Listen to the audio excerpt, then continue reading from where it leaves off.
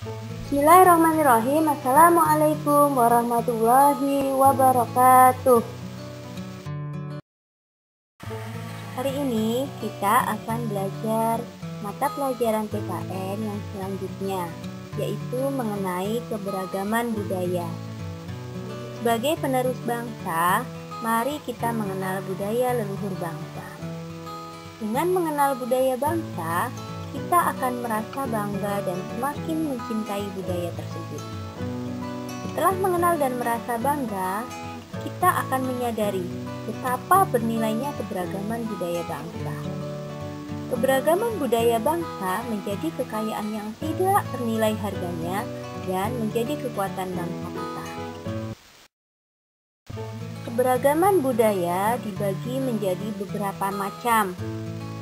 Yang pertama yaitu keberagaman rumah adat. Setiap suku bangsa memiliki rumah adatnya masing-masing. Oleh karena itu, negara kita memiliki beragam rumah adat. Rumah adat adalah rumah atau bangunan yang memiliki ciri khas suatu suku bangsa. Setiap rumah adat memiliki bentuk dan arsitektur yang unik. Rumah adat berfungsi sebagai tempat tinggal. Selain menjadi tempat tinggal, rumah adat juga menjadi simbol kedudukan seseorang dalam masyarakat dan melambangkan suatu daerah. Berikut adalah beberapa contoh rumah adat yang ada di Indonesia.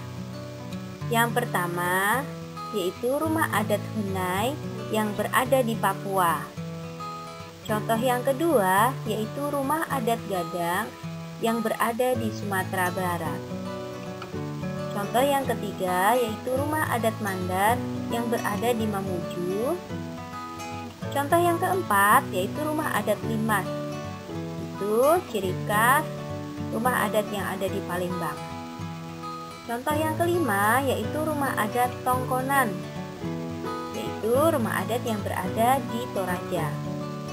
Contoh yang terakhir yaitu rumah adat Baduy yang berada di Banten.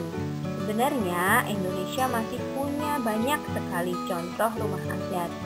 Saya hanya memberikan 6 contoh saja. Teman-teman bisa coba melihat dari internet untuk mencari referensi lain tentang rumah adat yang ada di Indonesia. Selanjutnya yaitu keberagaman pakaian adat. Pakaian adat adalah pakaian yang menjadi ciri khas suatu suku bangsa. Pakaian adat tiap suku bangsa berbeda. Indonesia memiliki beragam jenis pakaian adat. Pakaian adat biasanya terbuat dari bahan dan hiasan yang berasal dari sumber daya alam daerah asalnya. Berikut adalah beberapa contoh pakaian adat yang ada di Indonesia. Yang pertama yaitu pakaian adat dari Aceh yang bernama ule balang. Contoh yang kedua yaitu pakaian adat dari Sumatera Utara, biasa disebut dengan ulos. Contoh yang ketiga yaitu pakaian adat DKI Jakarta, disebut juga dengan Betawi. Contoh yang keempat yaitu pakaian adat Jawa Tengah, itu kebaya Jawa Tengah. Contoh yang kelima yaitu pakaian adat daerah istimewa Yogyakarta atau Kesatrian Ageng. Contoh yang terakhir yaitu pakaian adat dari Nusa Tenggara Timur. Teman-teman bisa mencari contoh lain di internet, beberapa contoh pakaian adat yang lain, karena di negara kita banyak sekali contoh pakaian adat yang bisa kita pelajari. Selanjutnya yaitu keberagaman bahasa daerah. Bahasa yang digunakan oleh suatu bangsa untuk berkomunikasi dengan orang-orang di dalam sukunya disebut bahasa daerah. Dalam kehidupan sehari-hari, kita tidak mungkin hanya berkomunikasi dengan orang-orang dari suku yang sama saja. Kita pasti akan berkomunikasi dengan orang-orang dengan suku lain atau berbeda. Kita juga pasti akan berkomunikasi dengan masyarakat di daerah lain yang memiliki perbedaan bahasa daerah dengan kita. Bahasa Indonesia disebut bahasa persatuan karena dapat dipahami oleh orang-orang dari berbagai daerah di Indonesia. Bahasa Indonesia menjadi salah satu pelajaran wajib yang diajarkan di sekolah-sekolah. Oleh karena itu, bahasa Indonesia menjadi satu-satunya bahasa yang dapat dipahami oleh masyarakat dari berbagai daerah. Namun, ada baiknya kita juga menghormati bahasa daerah setempat ketika kita berkunjung ke daerah lain. Selanjutnya yaitu keberagaman tarian daerah.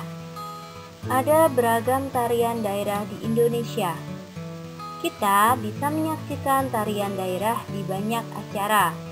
Misalnya ketika acara penyambutan tamu sekolah atau pejabat pemerintahan, acara pernikahan atau khitanan, perayaan ulang tahun daerah provinsi atau kabupaten, dan perayaan Hari Kemerdekaan Indonesia. Sikap saling menghargai dalam keberagaman tarian daerah memiliki banyak manfaat. Cara lain yaitu, yang pertama, melestarikan tarian daerah. Yang kedua, mendatangkan wisatawan dari dalam maupun luar negeri sehingga memajukan pariwisata dan pendapatan warga setempat. Manfaat yang ketiga yaitu menambah wawasan dan pengetahuan tentang tarian daerah. Berikut adalah beberapa contoh tarian daerah yang ada di Indonesia. Yang pertama yaitu tari saman yang berasal dari Aceh. Teman-teman sudah sering lihat kan contoh tari saman? Contoh yang kedua yaitu tari piring yang berasal dari Minangkabau. Contoh yang ketiga yaitu tari kecak yang berasal dari Bali. Contoh yang terakhir yaitu tari jaran kepang yang berasal dari Ponorogo. Masih banyak contoh-contoh tarian daerah yang ada di Indonesia. Teman-teman bisa mencarinya di internet. Selanjutnya, keberagaman upacara adat dan pertunjukan kesenian. Negara Indonesia memiliki banyak upacara adat. Selain upacara adat, Indonesia juga memiliki keberagaman pertunjukan kesenian daerah. Contoh upacara adat yang ada di Indonesia adalah upacara adat yang bernama Kasada yang dilaksanakan oleh masyarakat suku Tengger atau Bromo. Kasada adalah upacara memberikan sesaji ke kawah Gunung Bromo ketika bulan purnama. Berikut adalah contoh gambar upacara adat Kasada. Sedangkan contoh pertunjukan kesenian daerah adalah Reog Ponorogo. Reog Ponorogo merupakan pertunjukan kesenian daerah dari Jawa Timur. Reog Ponorogo menampilkan berbagai tokoh, misalnya warok, barongan, atau ganongan. Untuk contoh pertunjukan kesenian daerah Reog Ponorogo, coba teman-teman lihat gambar di bawah ini. Selanjutnya, keberagaman lagu daerah dan alat musik tradisional. Pernahkah kalian mendengarkan lagu daerah lain? Lagu daerah biasanya dimainkan dengan diiringi alat musik tradisional.